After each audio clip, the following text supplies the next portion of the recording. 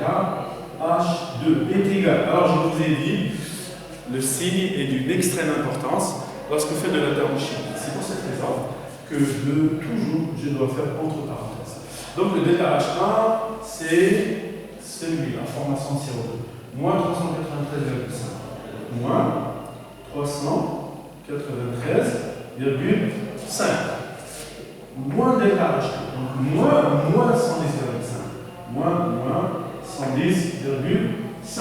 Ce qui nous donne, en termes de calcul, moins 283 kJ par mol. Donc delta H3 égale à delta H3 égale à moins 283 kJ par mol. Donc cette réaction-là, on n'a pas besoin de la faire au laboratoire. Donc de manière indirecte, on peut calculer son enthalpie de formation. Donc vous voyez un peu l'avantage d'utiliser les fonctions d'état. Il y a des réactions, on n'a même pas besoin de les faire. On peut calculer leur chaleur de réaction, c'est-à-dire leur enthalpie. Il suffit de trouver deux chemins, un premier chemin et un deuxième chemin, et bien sûr, toujours le même état initial et le même état final. Il suffit de trouver ces deux chemins. Donc ici, cette réaction-là, moins, donc on dit elle est exothermique. Donc ici, réaction exothermique. Exothermique, ça veut dire le dégage de la chaleur. Donc cette réaction, c'est une réaction exothermique. Très bien. Donc là, je vous ai donné un exemple de premier chemin et du deuxième chemin. Maintenant, nous allons voir comment calculer le delta H d'une réaction à une autre température. Parce que tous les calculs se font par rapport à l'état standard, mais on peut faire une réaction à 100, on peut faire une réaction à 200, à 1000 degrés, à 5000, etc., etc. Donc nous allons voir comment calculer l'enthalpie d'une réaction lorsque vous changez la température, c'est-à-dire à différentes températures. Donc je vais effacer le tableau. Vous avez normalement la possibilité de capter le tableau, etc. Donc, comme c'est un enregistrement, donc je me permets d'effacer le tableau.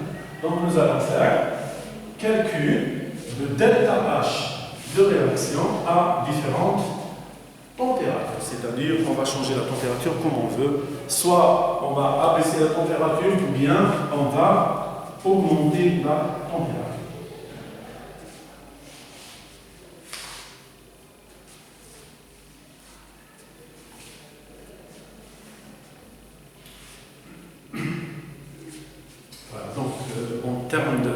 C'est le 275.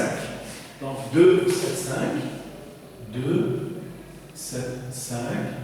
calcul de l'enthalpie de réaction à différentes températures.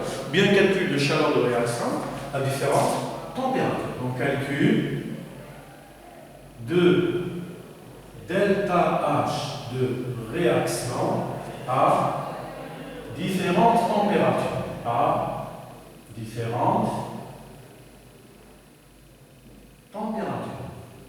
C'est-à-dire, on va changer la température. Donc, calcul de delta H de réaction à différentes températures. Alors, on prend une réaction. Donc, exemple, donc soit la réaction.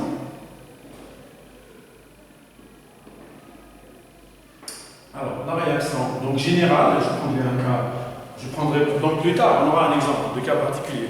Maintenant, je vais prendre le cas général. Le cas général, c'est-à-dire vous avez A plus B va donner C plus D. A, T1. T1, généralement T1, c'est la température standard. T1 égale à 298 K. Bon, solide, liquide, gaz, peu importe. Pour le moment, donc c'est juste le cas général. Alors, cette réaction-là, je vais l'appeler delta H à T1. Donc ici, delta H, T1, c'est-à-dire c'est la chaleur de réaction à la température T1 298 qui est égal à delta H de formation des produits moins delta H de formation des réactifs. Je veux faire la même réaction mais à T2. C'est-à-dire à T1 et à T2. T2 par exemple, à T2 égale à 600K. C'est-à-dire, je veux faire cette réaction, mais au lieu de la faire à 298, je vais la faire à 600K, calculer son delta H à 600K. Donc, je dois chauffer les produits jusqu'à arriver à cette température, c'est-à-dire A plus B à 600K, ils vont nous donner C plus D toujours à 600K. Donc, T, donc celui-là, on l'appellera delta H à T2. Donc, cette réaction, je la fais à T1. Son delta H, je l'appelle delta H1, de delta H à T1. Je veux faire cette réaction à T2. T2, j'ai pris le cas 600, mais ça peut être plus, ça peut être moins. T2, elle est variable généralement. T1, il est fixe, c'est standard. T2, il est variable. Bien sûr, lorsque je parle de température, je n'oublie pas P.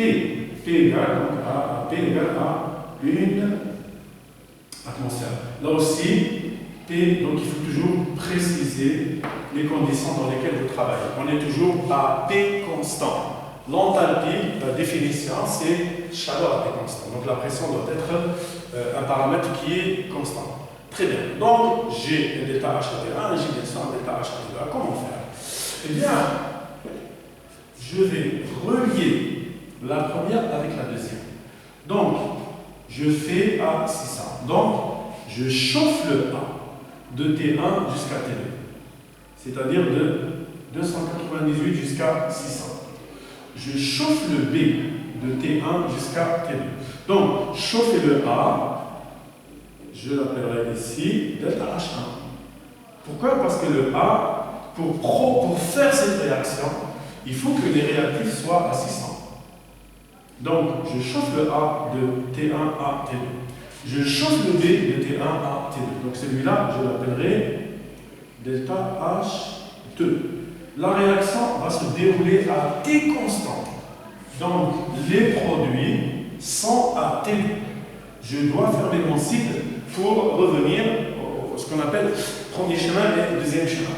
Donc, le C qui est à T2, je vais le refroidir pour aller à T1. Donc celui-là, je l'appellerai donc delta H3. Je ferai la même chose pour le D. Je le refroidis de T2 jusqu'à T1 et j'appellerai ça donc delta H4. Donc dans ce sens, je chauffe et dans ce sens, je refroidis. Qu'est-ce que je remarque? Bien sûr, comme je l'ai dit tout à l'heure, voilà mon état initial et voilà mon état final. Premier chemin direct et le deuxième chemin, il est indirect. Donc ce chemin, c'est ce que j'appellerai le chemin numéro 2. Et le chemin direct, c'est le chemin numéro 1. Vous voyez maintenant l'avantage des fonctions d'état. C'est de ne pas dépendre du chemin. C'est de dépendre uniquement de l'état initial et de l'état final. Donc on écrira delta H à T1. Delta H, d'abord on écrira delta H par le premier chemin. Chemin numéro 1 est égal à delta H par le chemin numéro 2. Premier chemin égale à deuxième chemin. Donc, delta H le premier chemin, je remplace, c'est delta H à T1 est égal, c'est-à-dire à 298, égal à delta H1 plus delta H2 plus delta H à T2, c'est-à-dire à 600, plus delta H à T2, plus delta H3, plus delta H4, plus delta H3, plus delta H4. Donc delta H, premier chemin, T1, égal à delta H, deuxième chemin, c'est delta H1, delta H2, delta H à T2, delta H3 et delta H4. Premier chemin égal à deuxième chemin. Non, donc je peux écrire delta, parce que ce que je cherche en réalité, c'est à T2, à différentes températures. Donc je peux le sortir. Delta H à T2 delta H à la température T2 est égal donc à delta H à la température T1 moins delta H1, delta H2, delta 3 et delta H4. Donc égal à delta H à T1, c'est-à-dire 298 moins tout le reste, c'est-à-dire moins delta H1, delta H2, delta H3, delta H4. Moins delta H1, delta H2, delta H de la réaction numéro 3 et delta H de la réaction numéro 4. Qu'est-ce que j'ai fait ici? Je n'ai pas fait de réaction, j'ai chauffé de T1 jusqu'à T2, de T1 à T2, de T2 à T1, de T2 à T1, parce que cette réaction-là se déroule à T2, et cette réaction-là se déroule à T1. Donc je vais spécifier chacun. Alors, on a dit aussi que delta H, c'est quoi le delta H? Ben, c'est ce qu'on appelle une chaleur à pression constante, QP. Et le QP, je peux le remplacer par N Cp fois delta. Et donc ça, c'est la définition de la chaleur à pression constante. Donc delta H, sa définition, c'est chaleur à pression constante. Donc c'est QP, c'est NCP fois delta. Alors, le delta H1, donc je vais prendre un par un. Je commence par le delta H1. Delta H1, qu'est-ce que j'ai fait? J'ai chauffé le A de T1 jusqu'à T2. C'est-à-dire, c'est NA, nombre de mots de A, CP de A, T final moins T initial. T final, c'est T2, et T initial, c'est T1. T2 moins T1. Toujours final moins initial. Donc, T2 moins T1. Le delta H2, c'est le nombre de mots de B, CP de B, T2 moins T1. Donc delta H2 égale à N de B, CP de B, T2 moins T1. Le delta H3, la flèche elle commence à T2 et se termine à T1. Donc c'est le nombre de mots de C, CP de C, T1 moins T2. Donc delta H3 égale à nombre de modes de C, Cp de C, cette fois-ci c'est T1 moins T2. Est égal à moins, pourquoi je fais ça? C'est pour avoir T2 moins T1. Donc j'aurai égal à moins nombre de modes de C, N de C, Cp de C, T2 moins T1. Pour avoir la même chose, T2 moins T1 partout, T2 moins T1. Donc ça c'est le delta H3. Le delta H4 est égal à nombre de modes de D, Cp de D, T final moins T initial, c'est-à-dire N de D, Cp de D, T1 moins T2. Donc delta H4, N de D, Cp de D, que multiplie T1 moins T2, égal à moins N de D, Cp de D, T2 moins T1. T2 moins T1. Alors remarquez que partout il y a des T2 moins T1. Très bien. Donc maintenant, je vais revenir à cette expression. Delta H à T2. Donc delta H à T2 est égal à delta H à T1, delta H à T1, moins delta H2, moins, couche de moins. Qu'est-ce que vous remarquez? Vous remarquez moins, ça va devenir plus. Alors, donc égal plus, donc ça devient ici un plus. Nombre de modes de C, Cp de C, N de C, Cp de C, plus N de D, Cp de D. L'autre, c'est avec le moins, bien sûr. Moins delta H1 et moins delta H2. C'est-à-dire moins NB, Cp de B et NC, NA, Cp de A et NB, Cp de B. Donc moins, entre parenthèses, NA, Cp de A, plus NB, Cp de B. Et bien sûr, facteur commun, c'est T2 moins T1, T2 moins T1, T2 moins T1, donc partout multiplié par T2 moins T1. Donc delta H à T2, dans notre cas, delta H à 600 égale à delta H à 298 plus tout ce terme-là, qu'est-ce que vous remarquez? Ici, NCCP de C, NDCP de D. Donc ce sont les produits. Et là, ce sont A et B, ce sont les réactifs. Donc tout ce terme-là, on va appeler delta de C. C'est-à-dire, c'est la variation des chaleurs spécifiques. Bien des capacités calorifiques lorsqu'on parle en mer. Donc c'est la variation des capacités calorifiques. Donc delta de C.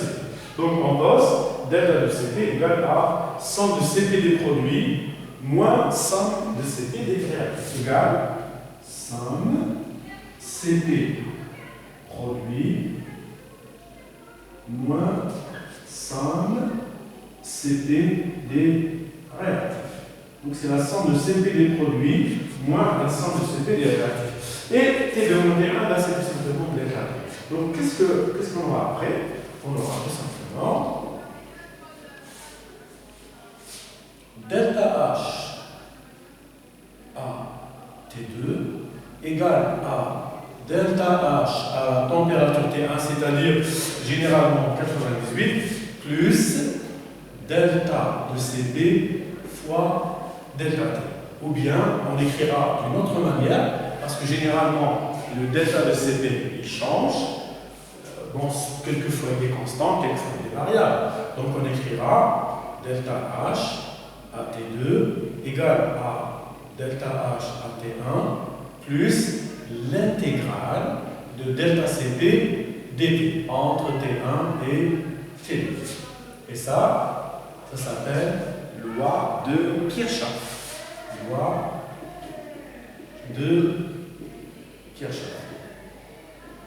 Donc la loi de Kirchhoff, elle permet de calculer le delta H à n'importe quelle température T2 connaissant à la température T1.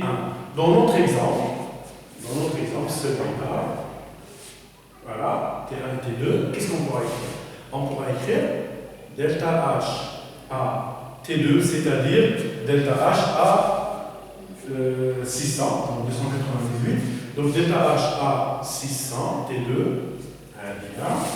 égale à delta H à T1, c'est-à-dire delta H à 298, plus l'intégrale de delta CP dt entre T1 et T2.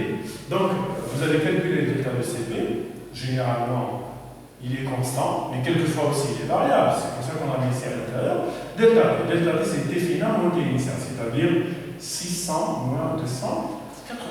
Donc, on appelle ça la loi de Kirchhoff. Alors, cette loi, elle a une condition. Il ne faut pas qu'il y ait de changement d'état entre T1 et T2. C'est-à-dire, solide, il reste solide, liquide, il reste liquide, le gaz, il reste gaz. Donc, je vais y rajouter ici, remarque, pour la loi de Kirchhoff. Donc, remarque, cette loi, la loi de Kirchhoff, est applicable directement s'il n'y a pas de changement d'état entre T1 et T2. Cette loi est applicable directement s'il n'y a pas de changement d'état. S'il n'y a pas de changement d'état. S'il n'y a pas de changement d'état entre T1 et T2. Donc, si on vous donne une réaction à T1 et on vous dit calculer delta H à T2, s'il n'y a pas de changement d'état, vous appliquez directement cette loi. S'il y a changement d'état, alors là, on est obligé de passer par le cycle parce qu'il faut tenir compte des changements d'état. C'est-à-dire, le changement d'état, ça peut être la vaporisation, ça peut être la fusion, ça peut être la sublimation, donc on doit tenir compte. Donc cette loi est utilisable uniquement lorsque nous n'avons pas de changement d'état entre T1 et T2. Alors, pour que les idées rentrent très très bien dans la tête, on va faire un exemple de calcul. Le delta H à T2, connaissance de delta H à T1.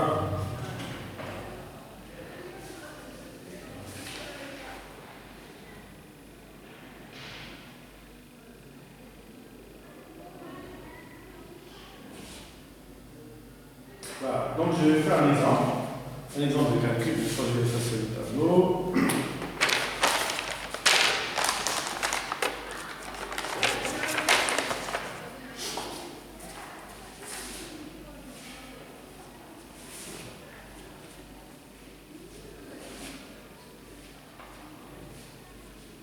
Donc on aura une réaction en connaissant delta H à T1 et on vous demandera donc de calculer le delta H de la même réaction mais à la température T2, c'est-à-dire on va changer de température.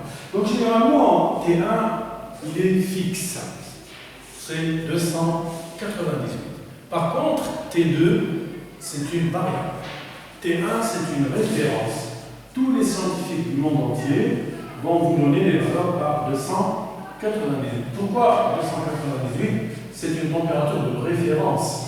Donc, toutes les comparaisons se font par rapport à cette température. Donc, tous les calculs vont se faire par rapport à 298, qui est une référence.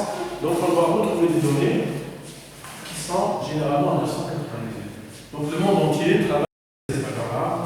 Ce sont des valeurs référentielles.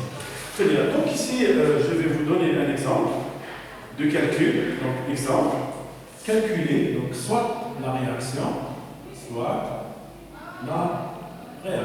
suivante. Donc, soit la réaction à T1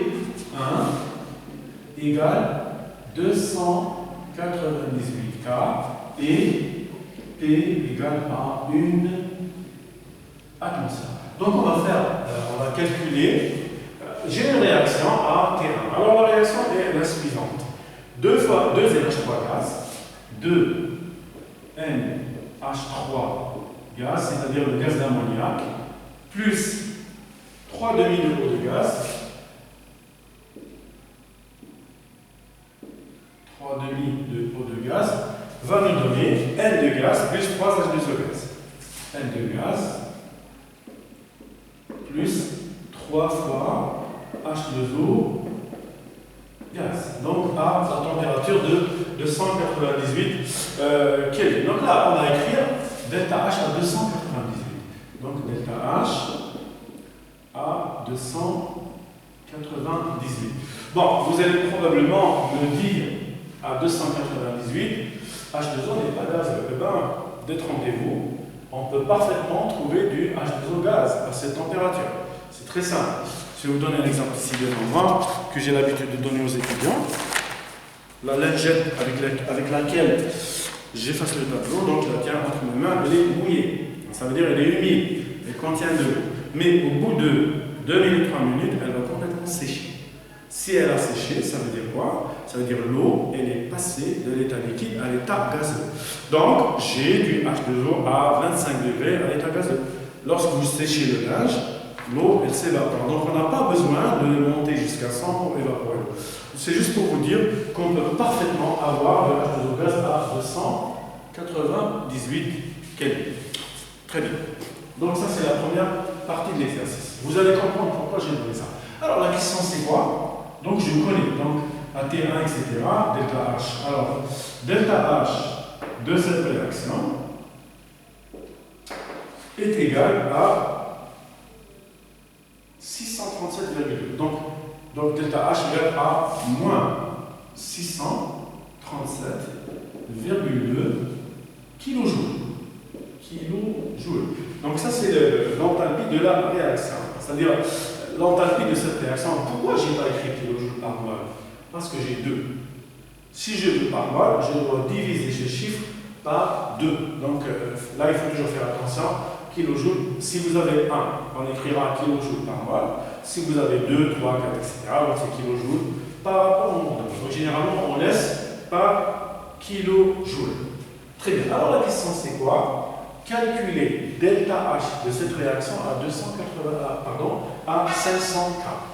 Donc la question, calculer delta H à 500. Très bien. Calculer delta H à 500. Alors les données sont les suivantes. Alors données à T égale à 298. Donc dans l'état T égale, donc les données généralement, c'est toujours à 298, c'est-à-dire à la température de référence, la température standard. Alors vous avez le NH3, Cp de NH3 gaz, capacité calorifique, est égale à 38,5 joules par mol par Kelvin. 38,5 joules par mol par Kelvin. Le Cp de N2, donc capacité calorifique à pression constante de N2 gaz, est égal à 29,5 joules mol par Kelvin. Vous avez donc le Cp de O2, Cp de O2 gaz, qui est égal à 30,2 joules par mol par Kelvin. Et enfin, le Cp de H2O gaz. Cp de H2O gaz. Alors, Cp de H2O gaz, c'est 34,3 joules par mol par Kelvin. Voilà. Donc, ça, ce sont les capacités calorifiques des gaz. Gaz. Vous allez comprendre, si c'était eau liquide, on aurait ici mis 75.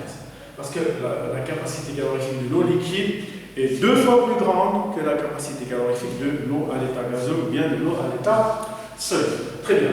Alors, regardez bien cette réaction. Gaz. Vous allez voir que j'ai fait exprès. Parce que tout à l'heure, j'ai parlé sans changement d'état. Vous avez un gaz, vous le chauffez, il reste gaz. Vous chauffez, il reste gaz, vous chauffez, il reste gaz, et vous chauffez, bien sûr, il reste gaz. Donc il n'y a pas de changement d'état entre T1 et T2. Vous chauffez un gaz, il reste un gaz. Et dans ce cas-là, on peut appliquer la loi de Kirchhoff. Donc on va dire, entre, donc bien sûr, solution, entre T1 égale 298 et T2 égale 500, il n'y a pas de changement d'état. Donc entre T1 égale 298 K et T2 égale à 500 K, il n'y a pas de changement d'état. Il n'y a pas de changement d'état.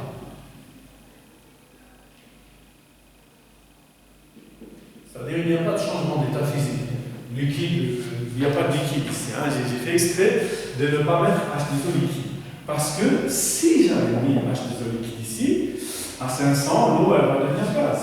Donc là, on ne pourra pas appliquer Kirchhoff directement. Donc on est obligé de tenir compte du changement d'état. Donc entre T1 et T2, il n'y a pas de changement d'état. Donc, on peut appliquer directement la loi de Kirchhoff. Donc, on peut appliquer directement la loi de Kirchhoff. Donc, on peut appliquer directement la loi de Kirchhoff. Donc, on pourra écrire delta H à T2, c'est-à-dire delta H à 500, est égal, donc la loi de Kirchhoff, je la reprends ici, delta H à une température T2 égale à delta H à une température T1 plus l'intégrale de delta Cp dt entre T1 et T2. Ici, donc delta H à T2, 500, égale à delta H à T1 qui est donné l'exercice, égale donc à delta H à 298 plus l'intégrale de delta Cp dt. Alors le delta de Cp, regardez, Cp c'est des constantes. Constante. Donc le delta de Cp c'est une constante. Il peut sortir de l'intégrale. Et l'intégrale de dt c'est T2 moins T1. Donc je peux écrire plus delta de Cp que multiplie T2 moins T1. Delta Cp il sort à l'extérieur. dt, l'intégrale de dt c'est T2 moins T1. Voilà. Alors, donc ça me permettra donc de calculer le delta H à 500. J'ai le T2, j'ai le T1, il me manque quoi? Il me manque le delta de CP. Le delta de CP, c'est quoi? C'est le CP des produits moins le CP des réactifs. Donc delta CP égale à somme de CP des produits moins la somme de CP des réactifs. Donc l'enthalpie de formation des produits, la chaleur, la capacité calorifique des produits moins la capacité calorifique des réactifs. Donc delta de CP égale à, je regarde ma réaction, c'est CP de N2, donc CP de N2 gaz, plus 3 fois CP de H2O gaz, 3 fois CP de H2O à l'état gazeux, ça se sent. Donc ça c'est le CP des produits moins le CP des réactifs. Les réactifs c'est quoi? 2 fois CP de NH3 gaz. Donc 2 fois CP de NH3 gaz plus 3 sur 2 CP de O2 gaz. 3 sur 2 CP de O2 gaz. Donc là, c'est l'expression du delta de CP. Delta de CP égale. Donc, delta CP égale. Donc maintenant, on peut calculer. Il suffit juste de remplacer chaque CP par ça. Donc, delta application numérique. Je change le stylo. Donc, application numérique, delta de CP égale. Alors, CP de N2, donc c'est le CP